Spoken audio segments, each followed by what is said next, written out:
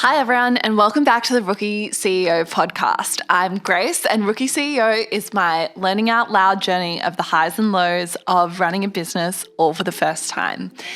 And today I want to talk about the importance of relationships. And this was really triggered by the fact that I received an email earlier this week from another manager in the entertainment space. And Click had recently made the Business Insider Best Talent Managers for Gamers list, which is very cool. And I'm so proud of the team for getting that kind of recognition. But anyway, this other manager who isn't even a digital talent manager, he's a music manager, reached out and was like, hey, saw you on the list, would love to connect, really like some of the talent you represent, the work you've done, that sort of thing. And it got me thinking because I listened to a Scooter Braun interview one time where he was talking about when he made the Forbes 30 under 30 list, which I'm not even nearly comparing to the list we were on, but when he made that list, he reached out to Forbes and asked for the contact details of all the other people that were on the list. And he reached out to all of them. And it was through that he met Daniel Ek, who is the founder and CEO of Spotify, and he was able to invest early in Spotify and just the amazing things that have come since then. But at the time, obviously, he just reached out because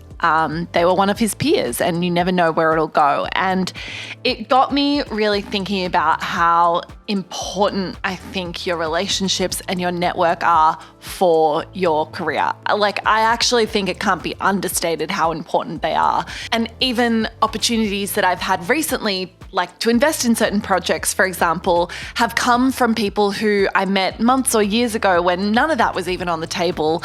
And it's just happened because we've been in the same network since, and we've kept in contact. And really it got me thinking that it's through networks and people that we've been able to hire people for Click, that we've been able to find new business opportunities, that we've been able to discover new business opportunities. And actually, it honestly has just made work so much more enjoyable. I've found that over the last 4 or so years that I've been doing this, over time, I've enjoyed my time even more when I've been meeting more people and I have more people to bounce ideas off, and more things are just happening. You're learning more, you're challenged more because you're surrounded by other people that are doing cool stuff. And so today I wanted to talk about a few of the principles that I have found for building relationships. And I feel like in the past, maybe another word people would use for this is networking.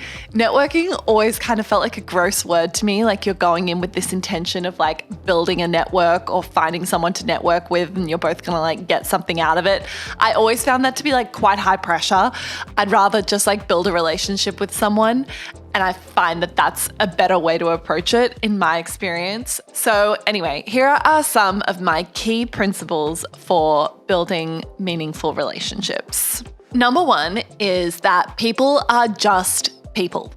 I think when I first started out working or in business, I had this feeling of pressure that I had to be way more professional or alpha, or if I was in a negotiation, I had to be super direct and know exactly what I wanted and be super polished. And at the end of the day, I think there's merit to that, but I also think there's a huge amount of merit in just being who you are as a person. For me, I feel like I'm a pretty friendly, happy person. I'm not going to pretend not to be that and be really stoic and serious if that's not who I am. I think people like connecting with other people, beyond our work identities. We're all going home at the end of the day. We're all cooking dinner. We're seeing friends on the weekend.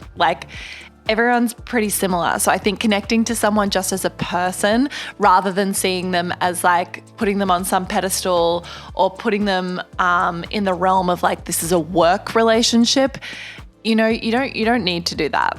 Reminding myself that people are just people takes a lot of the pressure out of building relationships. The second principle kind of feeds into that, and that is that vulnerability builds vulnerability.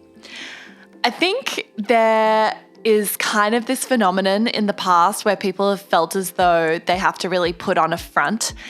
And actually, that was one of the main reasons that I wanted to do this project, Rookie CEO, was because I felt as though there was this pressure to always feel as though you look really polished on the surface and you've got your shit together.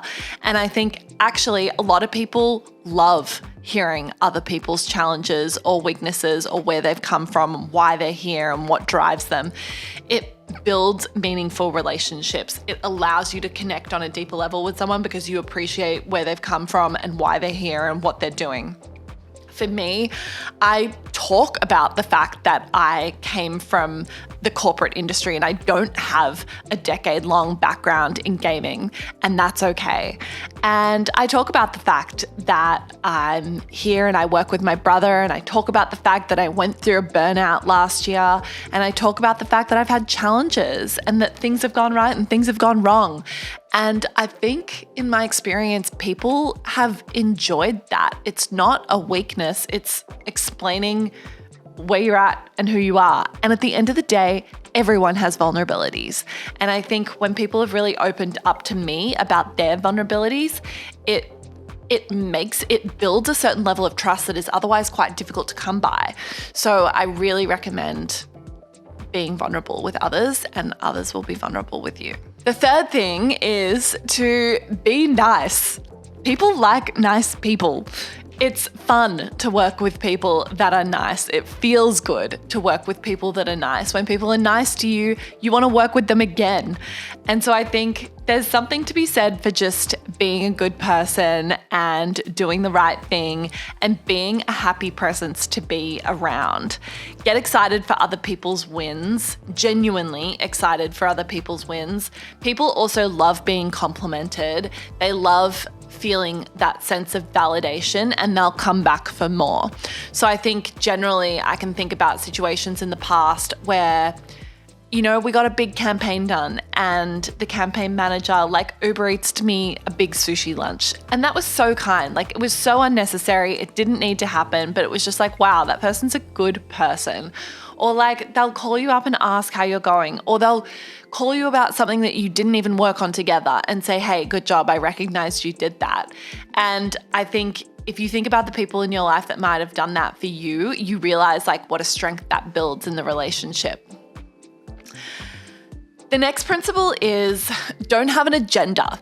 I think this is a classic networking thing, and it's you're going in there with the intent of getting something out of it. And sometimes it is quite helpful to be direct, and if you have a question, ask the question. But if you're trying to build a genuine relationship with someone, think about how you can connect with them when you don't have something that you need out of them, or you're not trying to gain something from the situation.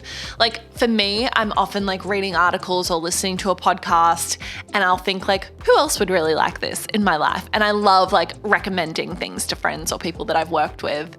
And so I think going in without an agenda, really builds a positive relationship with someone, and it builds something deeper than just a work relationship or a network. My fifth principle is to be curious. Ask questions about people. People love to talk about themselves, so this is easy. I feel when I was kind of still getting better at this kind of thing, and I was still a little nervous and felt maybe a little bit insecure in my ability to build relationships with people, one of the best tips I got, I think I read it in a book, was just to ask a lot of questions. Genuine questions, but ask questions. It keeps the conversation flowing. People love to talk about themselves. It makes it easy, but be genuine. Everyone has an interesting story. Everyone has something they can teach you. So if you genuinely ask questions, ask them how they got to this point, ask them what motivates them, ask them who they find really interesting, ask them why they love particular parts of their work, what are the most challenging parts of their work. And it can kind of feed into a bunch of the principles. You're being genuinely curious, you're being nice, you're building vulnerability by asking someone things. And also avoid surface level shit. Especially if you're talking to someone that maybe talks to a lot of people or is having a lot of conversations where they're meeting people, I've found that trying to ask someone something that they don't usually get asked can go a long way. Everyone's asked, oh, tell me about your career, how'd you get here, blah, blah, blah. This conversation with this talent manager that reached out to me the other day, off the bat, conversation one, we were 10 minutes in, he's like, how's the mental health of your creators? I was like, whoa, that's a big question. And I don't think I've ever had a first conversation with someone where they've straight up asked me that. And it's a good question. It was perceptive. It was like understanding the industry that we're in. It was understanding the kind of challenges that he might think I have. And it was interesting, and it got me to think about it, and it made me feel more connected because it is a vulnerable question to ask someone. So avoid surface level shit. Everyone's been there, done that. Get into the deep stuff. And my last principle for building meaningful relationships is to offer to help. This is so underrated. I think oftentimes people go into a conversation with something that they're hoping to get out of it. And oftentimes I find if you're trying to build a long-term meaningful relationship with someone, the best thing you can do is ask how you can offer to help them. If you're a junior person and you're meeting someone more senior and you're trying to get a foot in the door, offer how you can help them. Or better yet, don't even ask. Come in with an idea and say, hey, could I help you with this? Like, is this something that you need a hand with? People love this, and it's immediately building something because you're continuing it. You're not going to finish the conversation and just be like, oh, okay, nice to meet you, like, bye. It's like, okay, what's the next step from this? How are we like creating something from this initial conversation? So I think offering to help someone is the best advice. I notice when people do it.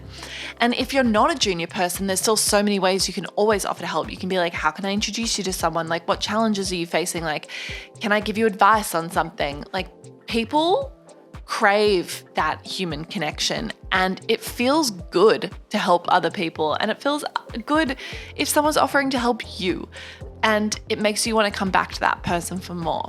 So I think they are my 6 principles for building meaningful relationships. Please let me know if you have any other principles below. I would love to know more. I really truly think people are the key. People are the key to developing you personally, definitely professionally. Oftentimes, I think that as long as I am building really good relationships with people and challenging myself, it doesn't really matter if you know or don't know exactly where you want to be in 10 years, because those 2 things will mean that you're set on a good trajectory. So that's my advice for this week. I would love to hear your thoughts. And until then, I'll see you guys next week. Bye-bye.